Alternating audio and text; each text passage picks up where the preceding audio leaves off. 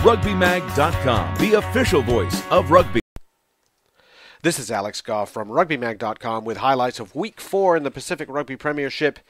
This is Belmont Shore in white against Santa Monica in the dark green. Belmont Shore coming into the game 2-1, while Santa Monica might be 1-2, but both of their losses have been very close. This just in, though, Belmont Shore is big. These guys up front are bulky. They have heft and can push you back. And they can set a platform. They do a pretty good shove here to get things started. Raynor Ball, the scrum half, urging them on, and then he's going to send it out and see a little bit of a snipe through from Peter Co., such an experienced player. Not much made of this attack as Santa Monica steals the ball back. But Belmont Shore does eventually get a penalty for their trouble, not releasing the ball, and Cameron Moeller will open up the scoring. Has no trouble with that kick. The shove is on from the Belmont Shore scrum. Santa Monica pack disintegrates, but they get the ball out just the same. Kelly Surfos does well to start the Dolphins out of trouble.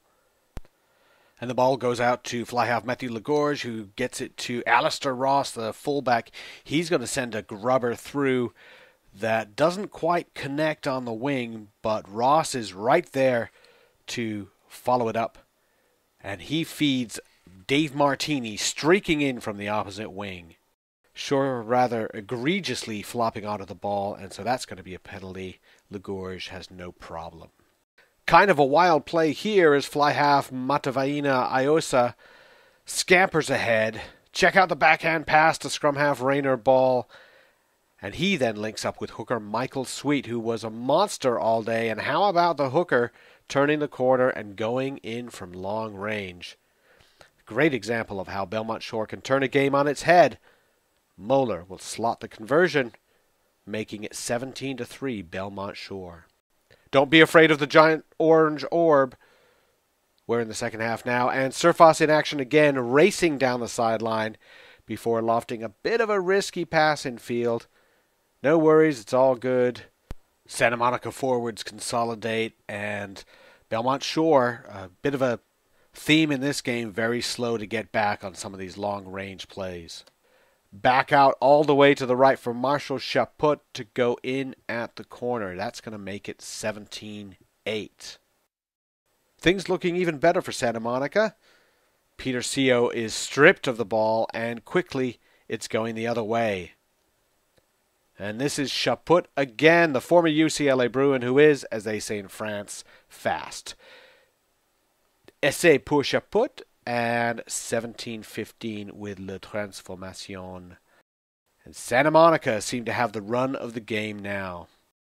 There's John Corr exposing some weak Belmont Shore tackling. And we end up with a penalty, which Lagorge will hit over the bar. And now it's 17-18. Santa Monica has the lead. But not for long. Shore comes back with an interesting play as Ioseo works a loop with Jake Grubbs and gets near the line. Then Sam Lilly picks up, and he's over. Tackling could have been a little bit better here, too. Shore leads 24-18. Santa Monica back on the attack. Nice run from Ross Silverman.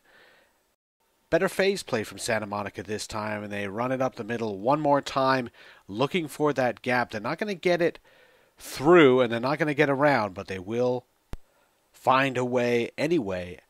Ball goes out to the backs, and there is that nifty chip ahead into the corner. And that looks to be Alan Gibbon in on the chase. The center is there before the ball rolls dead. Great play. 24-23. Belmont Shore still ahead of Santa Monica by a point. Back now seeing some kicking between the two teams. A little back and forth as they kick past that giant mysterious orange orb once again. And with the kicking game, usually it ends up with just sort of a line out somewhere in midfield, but sometimes someone makes you pay. In this case, Chaput gets it started, and Martini ends it with a brilliant counterattack score. Santa Monica takes the lead with that one late, 24-28.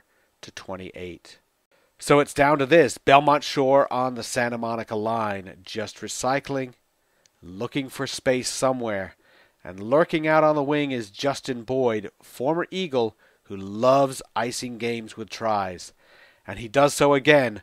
That's just barely enough. Belmont Shore wins a wild one, 29-28.